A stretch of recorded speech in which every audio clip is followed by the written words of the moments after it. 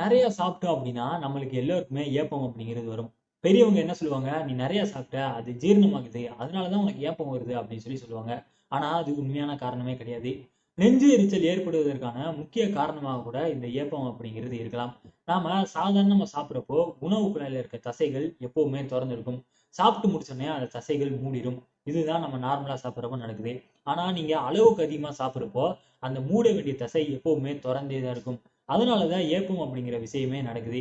இது மட்டும் இல்லாம நாம ஏப்பம் விடுறதுக்கு முன்னாடி நம்ம சுற்றுப்புற சூழல்ல இருக்க காத்து நம்ம உடம்புக்குள்ள போகும். அதுல 1/3 ஏப்பமா வெளியே வருது. மிச்சம் இருக்கிற 2 பங்கு நம்ம வயிற்றுக்குள்ளேயே தங்கிருது. அதனாலதான் வயிறு உப்பி வயிறு பிரச்சனை ஏற்படுவதற்கான காரணமாகவும் இருக்குது.